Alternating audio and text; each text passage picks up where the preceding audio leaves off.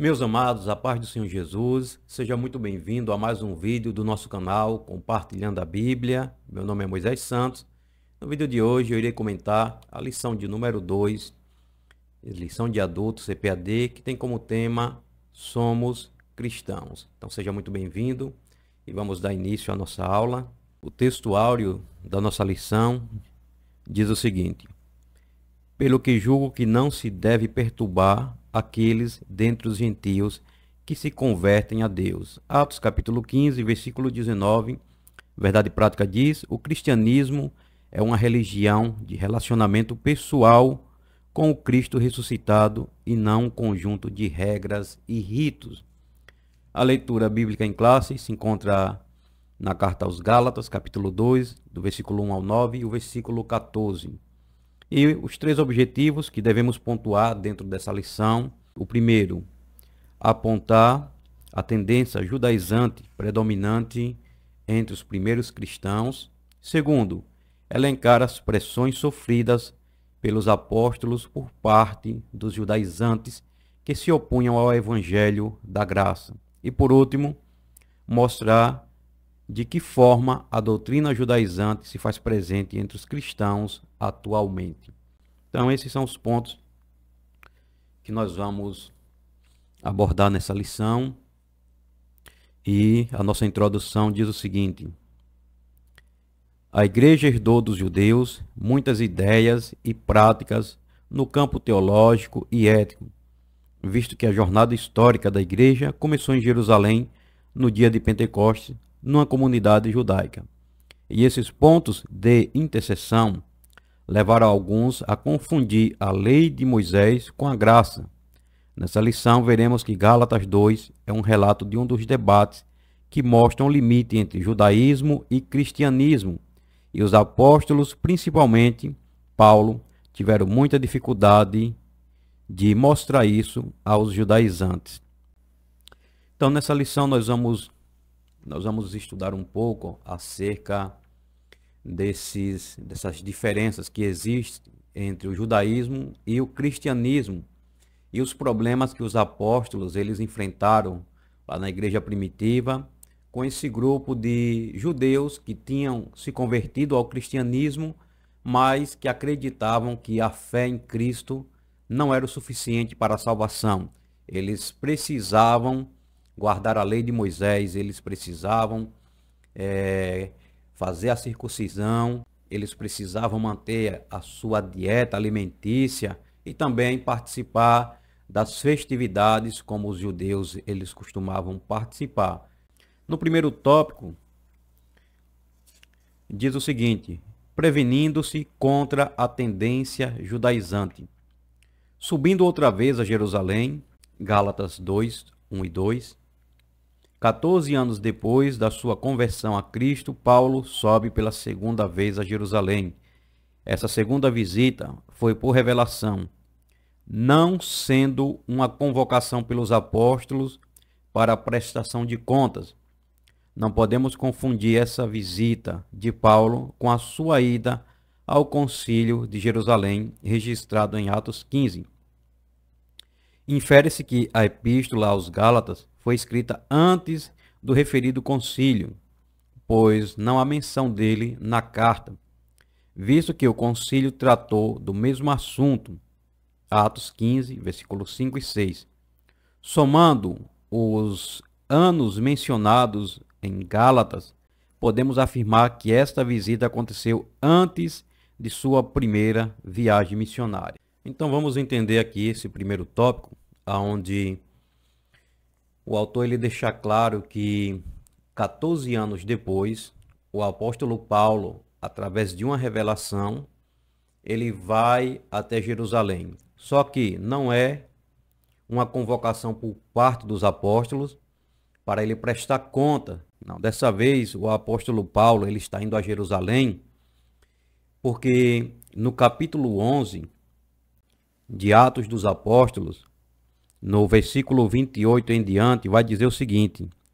Vou ler a partir do versículo 27. Naqueles dias desceram profetas de Jerusalém para Antioquia, e levantando-se um deles, por nome Ágabo, davam a entender pelo Espírito que haveria uma grande fome em todo o mundo. E isso aconteceu no tempo de Cláudio César. E os discípulos determinaram mandar cada um, conforme o que pudesse, socorro aos irmãos que habitavam na Judéia. O que eles com efeito fizeram, enviando-os aos anciãos por mão de Barnabé e de Saulo. Então, foi nesse contexto aqui. Então, perceba que esse registro, essa ida a Jerusalém, está registrado no capítulo 11, e o autor da lição também deixa claro que essa visita aqui, de Gálatas capítulo 2, ela aconteceu antes do concílio em Jerusalém, aonde eles fizeram aquela reunião com todos os apóstolos para decidir se os gentios eles precisavam se circuncidar ou se não tinha necessidade. Isso vai acontecer no capítulo 15. Então, Paulo ele está descendo a Jerusalém com Barnabé, e o texto vai dizer aqui, nesse texto não diz que ele está levando Tito, mas no texto lá de Gálatas vai deixar claro, ele também vai e leva Tito como acompanhante. Se o concílio já estivesse acontecido, Paulo ele tinha mais argumentos para mostrar aqueles judaizantes e dizer, olha aqui, foi decidido isso aqui lá no concílio, e os apóstolos, eles nos deram carta branca. Os gentios, eles não têm necessidade de fazer o processo da circuncisão. Então, o concílio ainda não tinha acontecido. Paulo ele estava indo a Jerusalém, ele aproveitou a oportunidade para ir visitar os apóstolos. Então, é isso que o texto deixa claro, e eu quero trazer aqui para vocês alguns contextos para ficar melhor de você levar para a sua classe. Primeiro, nesse primeiro ponto nós temos que entender o motivo da viagem de Paulo. Você vai levar para a sua classe o motivo da viagem de Paulo, que foi o quê? Paulo foi a Jerusalém por revelação divina, Gálatas 2:2. Isso significa que Deus lhe deu uma direção específica para ir, e não que os apóstolos o convocaram para dar satisfação ou prestar contas. Então, ele foi para suprir uma necessidade das pessoas que estavam passando por alguma dificuldade devido à fome que ocorreu e que foi revelado através do profeta Ágabo. Segundo ponto, não foi o concílio de Jerusalém, que isso vai acontecer mais tarde no capítulo 15. Essa visita não deve ser confundida com o evento conhecido como Concílio de Jerusalém, relatado em Atos 15. No concílio, os apóstolos discutiram se os gentios precisavam seguir as leis judaicas, como a circuncisão, para serem salvos. Então, isso ainda vai acontecer lá na frente. Terceiro, temos aqui a referência bíblica, que é Atos capítulo 11, versículo 27 ao 30, que mostra o motivo da viagem. A viagem mencionada em Gálatas provavelmente é a mesma registrada em Atos 11, 27 e 30, quando Paulo e Barnabé levaram ajuda financeira de Antioquia para os irmãos em Jerusalém devido a uma grande fome. Por que não é o concílio de Jerusalém? O texto sugere que a epístola aos Gálatas foi escrita antes do concílio de Jerusalém, e a principal evidência para isso é a ausência da menção do próprio concílio. Se Paulo tivesse já participado do concílio, ele tinha mais argumento, mais autoridade contra os judaizantes. O concílio tratou do mesmo assunto discutido em Gálatas, se os gentios precisavam guardar a lei de Moisés para serem salvos. Se o concílio já tivesse acontecido, Paulo provavelmente teria mencionado isso na carta, como um argumento para resolver a controvérsia com os judaizantes. E aqui temos uma linha do tempo. Com base nas informações de Gálatas e Atos, aqui está a possível cronologia.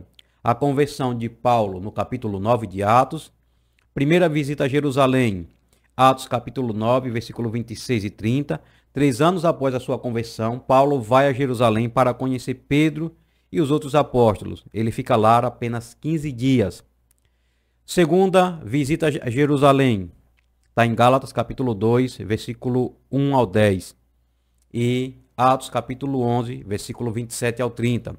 14 anos depois, que é o que está tratando nesse primeiro tópico, a sua conversão, 14 anos depois da sua conversão, Paulo sobe novamente a Jerusalém, mas desta vez, por revelação divina, ele leva Barnabé e Tito, e o objetivo é tratar de questões do evangelho pregado aos gentios. Então, ele aproveitou e foi tratar dessas questões com os apóstolos. Primeira viagem missionária de Paulo vai acontecer no capítulo 13 ao capítulo 14, e o concílio ele vai acontecer em Atos, capítulo 15. Então, você deve levar para a sua classe, aqui nesse primeiro tópico e no primeiro subtópico, que essa visita a Jerusalém aconteceu antes do concílio, e o objetivo foi levar ajuda financeira para os cristãos, mas como ele já estava lá, ele aproveitou e foi visitar aos apóstolos, e também ele foi tratar dessas questões, dessa importunação que os gentios estavam sofrendo por parte deste grupo de falsos irmãos. Então aqui nós já abordamos o primeiro e o segundo subtópico, que vai tratar sobre esse assunto. Agora vamos para o terceiro subtópico. Tito e a circuncisão. Barnabé era judeu, e seu nome aparece 3 vezes nesse capítulo. Sua presença na reunião em Jerusalém não seria um problema. Tito, no entanto, sendo grego, foi um risco que Paulo correu, mas não foi uma provocação introduzir um incircunciso no seio dos judeus. Os judaizantes queriam que Tito fosse circuncidado. Encontramos no Novo Testamento a compreensão e a tolerância de Paulo com os fracos na fé, a ponto de circuncidar Timóteo, mas ele era judeu, pois sua mãe era judia. No entanto, nessa reunião em Jerusalém, onde expôs o evangelho que pregava aos gentios, ele não cedeu nem um pouco, nem por uma hora. Está no versículo 5. Isso por 2 razões. Tito era grego e porque estava em jogo a verdade do evangelho e o futuro do próprio cristianismo. Se ele estava em Jerusalém e o propósito dele, além de levar ajuda financeira para os cristãos, era expor seu ponto de vista e deixar claro que não havia necessidade daqueles que aceitaram a Cristo passar pelo processo de circuncisão e guardar a lei de Moisés, então ele vai defender este ponto agora com toda a garra, com toda a força, ele não vai recuar. Em outra oportunidade, por causa dos mais fracos, ele vai e permite que Timóteo ele seja circuncidado, mas agora com Tito, ele não vai aceitar que Tito, sendo grego, um gentio, ele passasse por esse processo, porque aí estaria em jogo o quê? A liberdade que os gentios eles estavam tendo sem precisar guardar o sábado, sem precisar participar dos ritos judaicos, nem das suas dietas alimentícias, e nem muito menos o processo de circuncisão. Se Paulo, ele age da forma como agiu lá com Timóteo, isso iria trazer um abalo para a igreja dos gentios, porque eles sabiam que Tito era grego, não era circuncidado.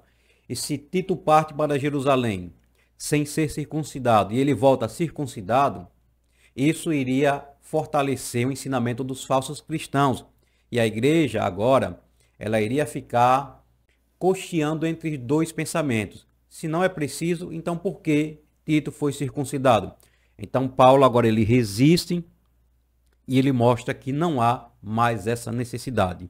E o que eu acho interessante é que na carta que Paulo escreveu aos Efésios, no capítulo 1, no versículo 13, ele diz o seguinte: em quem também vós estás, depois que ouvistes a palavra da verdade e o evangelho da vossa salvação, e tendo nele também crido, foste selado com o Espírito Santo da promessa. Ou seja, essa circuncisão agora não era mais uma circuncisão no prepúcio, onde era tirado a pele do prepúcio do menino judeu ao 8º dia do seu nascimento. Não era mais necessário. Ou o adulto que se convertesse ao judaísmo, ele tinha que passar por esse processo de circuncisão. Mas aqueles que estavam agora aceitando a Cristo como seu Salvador, não tinha mais essa necessidade, porque a circuncisão agora era algo espiritual. Ele vai reforçar isso também lá em Efésios, no capítulo 4, versículo 30, quando ele diz: e não entristeçais o Espírito Santo de Deus, no qual estáis selado para o dia da redenção. Então, mais uma vez, ele reforça que este selo, essa circuncisão agora é algo espiritual, é um selo que vem da parte do próprio Espírito Santo. E ele também vai reforçar mais uma vez na carta aos Filipenses, lá no capítulo 3, Filipenses capítulo 3, no versículo 3, ele vai dizer: porque a circuncisão somos nós, que servimos a Deus no Espírito e nos gloriamos em Jesus Cristo. Olha só, e não confiamos na carne. Aí no versículo 4 de Filipenses capítulo 3, ele diz: ainda que também podia confiar na carne, se algum outro cuida que pode confiar na carne, ainda mais eu. Aí ele vai dizer: circuncidado ao 8º dia, da linhagem de Israel, da tribo de Benjamim, hebreu de hebreus, segundo a lei fui fariseu, segundo o zelo, perseguidor da igreja, segundo a justiça que há na lei, irrepreensível. Versículo 7 ele diz: mas aquilo que para mim era ganho, reputei-o perda por Cristo. Olha só que coisa impressionante. E não para por aí. No versículo 8 ele diz: e na verdade tenho também por perda todas as coisas pela excelência do conhecimento de Cristo Jesus, meu Senhor, pelo qual tenho sofrido todas estas perdas e as considero como esterco, para que possa ganhar a Cristo. Então Paulo ele deixa claro que essa circuncisão agora somos nós que servimos a Deus no Espírito e nos gloriamos em Jesus Cristo e não confiamos na carne. E ainda em Efésios, no capítulo 2 e no versículo 11, ele vai dizer: portanto, lembrai-vos de que vós, noutro tempo, ereis gentios na carne, e chamados incircuncisão, pelos que na carne se chamam circuncisão, feita pela mão dos homens.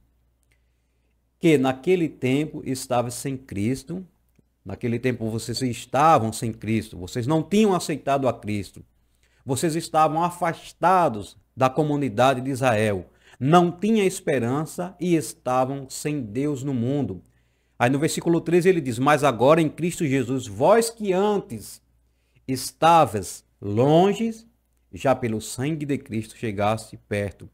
E ele deixa claro isso também no versículo 8 de Efésios capítulo 2. Porque pela graça sois salvos por meio da fé. Isso não vem de vós, é dom de Deus. Não vem das obras para que ninguém se glorie. Então não é mais agora por uma necessidade de você fazer uma circuncisão, de você guardar uma festividade, guardar o sábado, ou se abster de comer alguns alimentos. Essa dieta não tinha mais essa necessidade.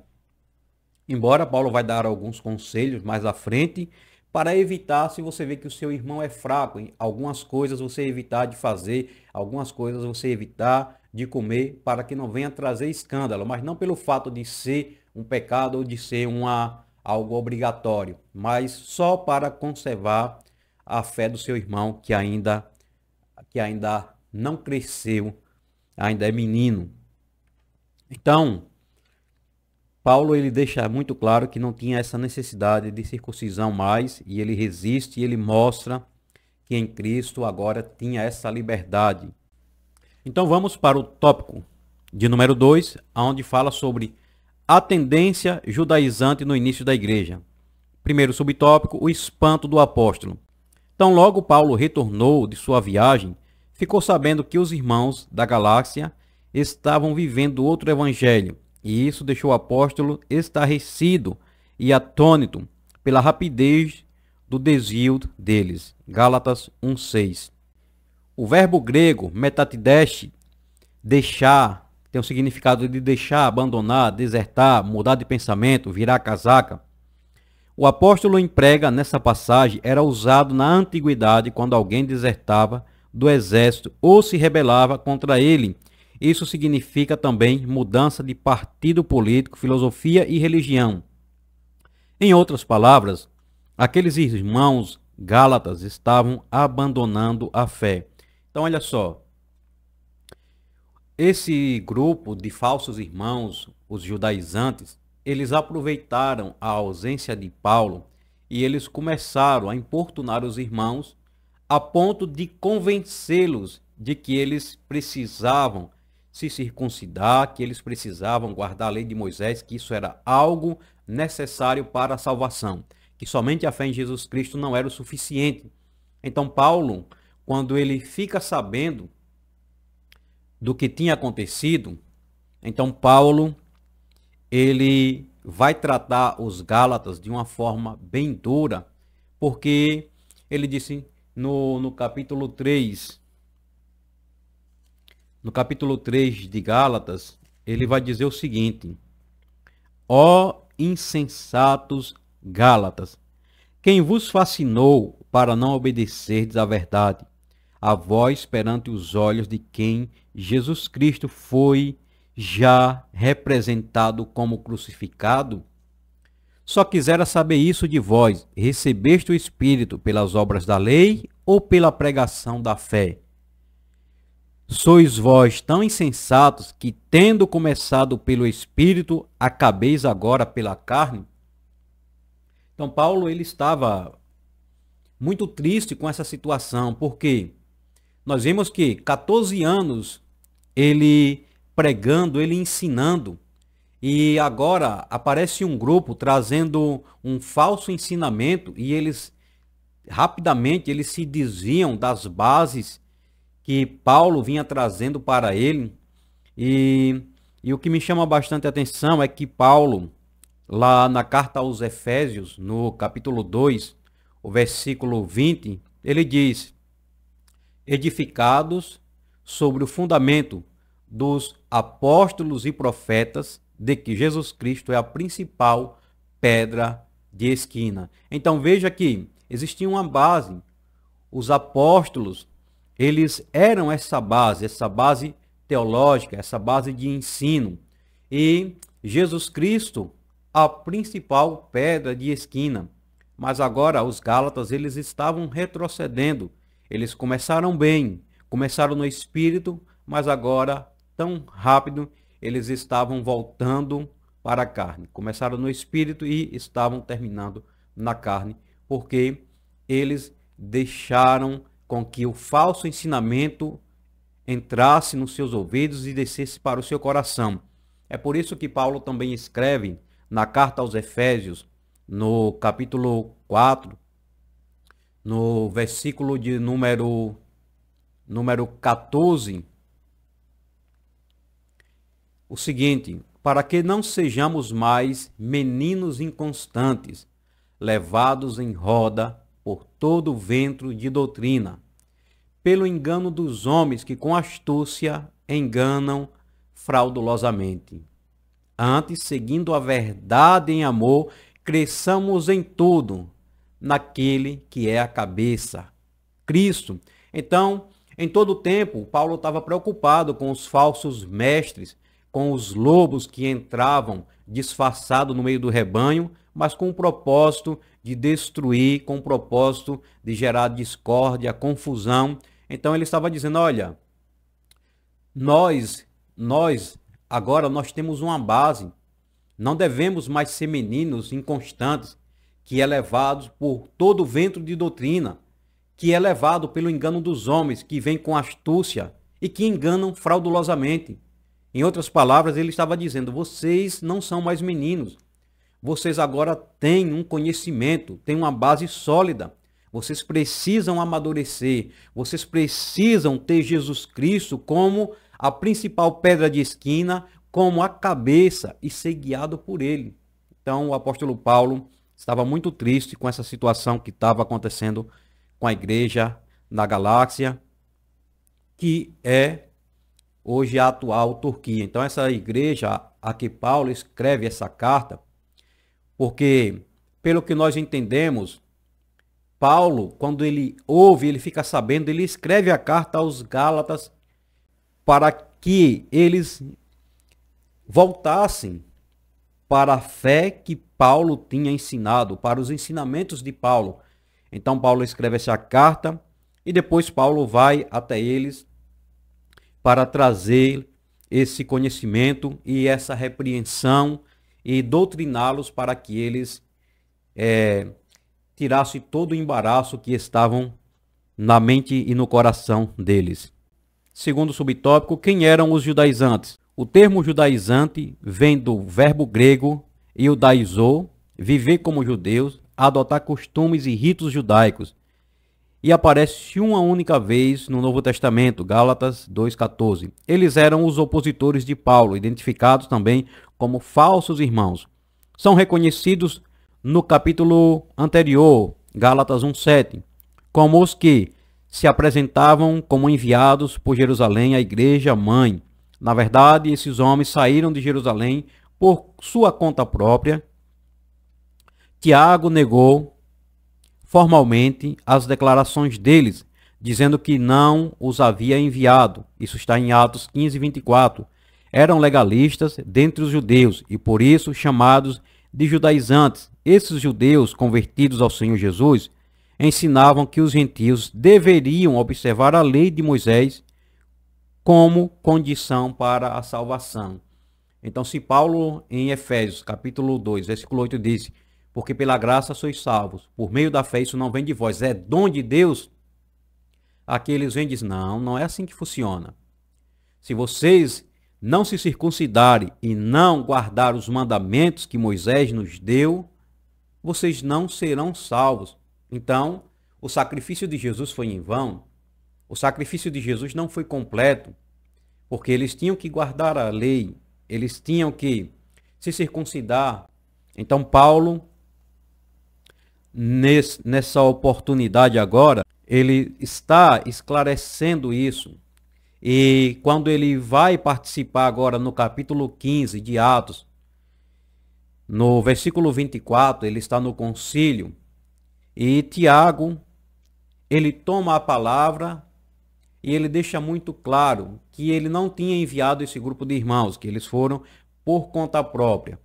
E aí agora, a partir dessa afirmação de Tiago, e que eles tinham ido até aquela igreja importunar os irmãos e dizendo que tinham sido enviados pelos apóstolos, então eles estavam lá como embaixadores. Os irmãos não sabiam que eles estavam lá por conta própria. Acreditaram que eles tinham sido enviados pelos apóstolos. Então, eles estavam debaixo de uma autoridade maior. E se eles estavam debaixo de uma autoridade maior e representando essa autoridade maior, eles tinham agora autoridade com aqueles irmãos, porque os irmãos pensavam que eles de fato tinham sido enviados. E se eles são enviados pela igreja de Jerusalém, a igreja mãe, pelos apóstolos, e eles vêm agora dizendo que o que eles estavam fazendo estava errado, então ele cria uma confusão na mente das pessoas. E Paulo vai lutar, vai combater esses falsos irmãos, e nesse concílio fica claro que esses irmãos, eles não tinham caráter, porque se tivessem caráter, eles não teriam saído de Jerusalém e ido para a galáxia, chegar lá, mentir, dizer que tinham sido enviados sem serem. Então, aqui nós já vemos que existia algo errado na conduta desses irmãos, por isso que eles são chamados de falsos irmãos. Terceiro subtópico, o clima de tensão. Não é necessário muito esforço para perceber o quanto Paulo e Barnabé foram pressionados pelos judaizantes diante dos demais apóstolos de Jerusalém. À luz do versículo 9, parece que somente João, Pedro e Tiago estavam presentes. Os outros apóstolos deviam estar em plena atividade missionária em outras regiões. Os judaizantes, chamados de falsos irmãos, conseguiram furar o bloqueio e entraram sem serem convidados à reunião. Eram inimigos da liberdade cristã, do evangelho, de Paulo e do próprio cristianismo. O pior de tudo é que essas pessoas estavam infiltradas na igreja e conseguiam até entrar em reuniões apostólicas. Em outras palavras, não era qualquer pessoa, eram pessoas influentes, pessoas que tinham uma condição financeira muito boa, ao ponto de ter disponibilidade para estar viajando para outros lugares, para estar importunando as pessoas. E eles tinham essa influência, tanto é verdade que lá no próprio capítulo 2 de Gálatas, o próprio Pedro ficou com medo desses irmãos. Pedro estava lá no meio dos gentios, ele estava comendo com os gentios, Pedro estava conversando com os gentios, mas quando esse grupo ele chega, a primeira coisa que Pedro faz é mudar a sua postura, o seu comportamento. Pedro se afasta dos gentios, deixa de comer com os gentios, deixa de se comunicar com os gentios, com medo de manchar a sua reputação, com medo desse grupo de judaizantes ver que Pedro, sendo um judeu, ele sentava e comia com os gentios. Da mesma forma que os fariseus, eles faziam quando Jesus ia lá na casa de um publicano, Jesus ia lá almoçar com um publicano, com os pecadores, ele dizia, se esse aí fosse profeta, ele não ia sentar no meio desse povo, porque são publicanos e são pecadores. Então, esse grupo era mais ou menos assim, se comportava dessa maneira. Eles tinham esse ar de superioridade. Então, Paulo, quando observa esse comportamento de Pedro, ele vai dizer o seguinte, no capítulo 2, versículo 11 de Gálatas, e chegando Pedro a Antioquia, lhe resisti na cara, porque era repreensível, porque antes que alguns tivessem chegado da parte de Tiago, comia com os gentios, mas depois que chegaram, se foi retirando e se apartou deles, temendo os que eram da circuncisão. E os outros judeus também dissimulavam com ele, de maneira que até Barnabé se deixou levar pela sua dissimulação. Então veja, até Barnabé já estava começando a se comportar como Pedro e outros judeus, com medo de manchar a sua reputação. Aí Paulo diz que foi e repreendeu ele porque ele era repreensível. Ou seja, se a pessoa erra, tem que ser repreendido. O problema é que muitas pessoas não gostam, a maioria das pessoas não gostam de ser repreendido. Mas é algo que nós devemos aprender, que quando nós estamos errados, nós temos que baixar a cabeça, reconhecer o nosso erro. Isso é um sinal de hombridade, isso é um sinal de humildade. Então, Pedro, ele era repreensível, ele foi humilde para ouvir e aceitar a repreensão por parte de Paulo. Terceiro tópico, a tendência judaizante hoje. O mesmo evangelho é um só, não há dois. O evangelho de Pedro, o mesmo evangelho. O evangelho é um só, dois. O evangelho de Pedro e o de Paulo, também chamado respectivamente de evangelho da circuncisão e da incircuncisão, são meras formas de apresentação, pois o conteúdo é o mesmo. Ambos receberam uma incumbência da parte de Deus, mas com audiências diferentes. O compromisso de Paulo era com os gentios. Ele foi constituído por Deus, apóstolo e doutor dos gentios, para pregar aos não-judeus. Romanos 11:13. O de Pedro era com os judeus, mas a mensagem é a mesma. Então não era que se tratava de dois evangelhos. Paulo pregava um evangelho e Pedro pregava outro evangelho. Não, o evangelho era o mesmo. Apenas foram destinados para públicos diferentes, com culturas diferentes. Então não tinha necessidade de Paulo, pregando para os gentios, fazer com que os gentios se submetessem ao regime dos judeus, às suas tradições, aos seus costumes, aos seus ritos. Não tinha essa necessidade. E ele vai deixar isso claro mais à frente, lá em 1 Coríntios, no capítulo 7, a partir do versículo 18.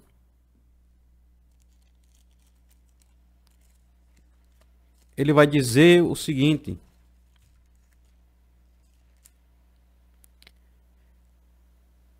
é alguém chamado estando circuncidado? Fique circuncidado. É alguém chamado estando incircuncidado? Não se circuncidem. A circuncisão é nada, e a incircuncisão nada é, mas sim a observância dos mandamentos de Deus. Em outras palavras, quando diz aqui que não eram dois evangelhos, mas um evangelho só, é porque a mensagem era a mesma. O centro da mensagem era quem? Era Jesus. A salvação em Cristo. Então, era um só evangelho. E Paulo deixa claro que a circuncisão é nada. E a incircuncisão também nada é. A parte mais importante é a obediência dos mandamentos. E fechou. Segundo subtópico, o perigo da doutrina judaizante. Os apóstolos viam em tudo isso dois problemas sérios: a ameaça à liberdade cristã e o perigo de o cristianismo se tornar uma mera seita judaica. Os cristãos judaizantes alteravam o cerne do evangelho, pois colocavam a lei como cumprimento da obra que Jesus efetuou no Calvário.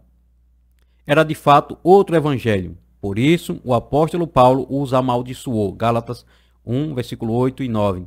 Na verdade, quem tem o Espírito Santo vive pelo Espírito. Então, contra a tendência judaizante, é preciso aprender a viver na dependência do Espírito e não da lei, lutando contra os vícios da carne e buscando as virtudes do fruto do Espírito. Agora, aqui tem uma diferença. Se o evangelho que Paulo pregava e o evangelho que Pedro pregava era o mesmo evangelho com públicos diferentes, já o que esse grupo de judeus eles estavam pregando era um outro evangelho. Por quê? Porque agora tinha um acréscimo. Agora, Jesus Cristo não era suficiente para a salvação. Tinha que colocar o quê? Os rituais, tinha que colocar o quê? A circuncisão, tinha que colocar o quê? As dietas judaicas. Então, se esse problema não fosse resolvido, se não fosse combatido, logo haveria uma divisão. Por quê? Porque esse grupo ele iria sair tanto do judaísmo quanto do cristianismo e eles iam formar o quê? Uma nova seita, um novo grupo, onde ia passar a ensinar que vocês têm que aceitar Jesus, mas vocês também precisam se circuncidar e guardar a lei, e depois ia entrar outros ensinamentos e ia trazer embaraço, ia trazer mais problemas para o cristianismo. Terceiro subtópico, as práticas judaizantes atuais. Elas são basicamente a guarda do sábado, a observância rigorosa do kashrut, termo hebraico para as leis dietéticas do judaísmo, a liturgia da sinagoga, o uso do shofar, trompa, geralmente feito de chifre de carneiro, o uso do talite, o manto ou chale, usado para oração, e o uso do kippá, o solideu que os judeus religiosos usam sobre a cabeça. Então veja só, hoje em dia você vê que tem muitas pessoas que estão se convertendo ao judaísmo, brasileiros e pessoas de outros países se convertendo ao judaísmo e usando todos os aparatos. Pessoas que acham que hoje precisa você pegar, colocar o talite para fazer as suas orações. Tem muitos que vão para os montes com o talite, muitos que você vê nas redes sociais pregando, ministrando com o uso do talite. Não tem necessidade. Isso faz parte da cultura dos judeus. Não faz parte da nossa cultura. Isso não faz parte do cristianismo. Isso são práticas do judaísmo. Não há necessidade. Não há necessidade também de alguém construir a réplica de uma arca e colocar dentro de uma igreja. Por quê? Porque Jesus disse que onde estiver dois ou três reunidos no nome dele, ele vai estar presente. Então, a arca representava a presença de Deus dentro do tabernáculo, Deus andando no meio do seu povo. Mas hoje não tem mais essa necessidade, não tem mais essa obrigatoriedade de se construir um candelabro, um castiçal, colocar dentro da igreja. Não tem mais essa necessidade. Então nós somos cristãos, não precisamos dessas coisas, dessas inovações. É por isso que nós vemos hoje em dia muitas igrejas trazendo muitas inovações, pessoas que vão para Israel e traz areia de lá, traz água de lá, traz sal de lá e querem vender aqui, leva pedidos lá para o monte, para orar lá no monte. A oração que você faz lá no monte vai ter o mesmo efeito da oração que você faz no seu quarto, na sua casa, na sua igreja. Não precisa pegar um pacote, colocar um monte de pedido e ir para Israel para orar, para ungir. Não, tudo isso é inovação, tudo isso é besteira, tudo isso é meninice. Não tem essa necessidade. Os judeus messiânicos, principalmente em Israel, seguem a tradição judaica. Isso acontece sim. Isso acontece simplesmente para preservar a identidade cultural deles.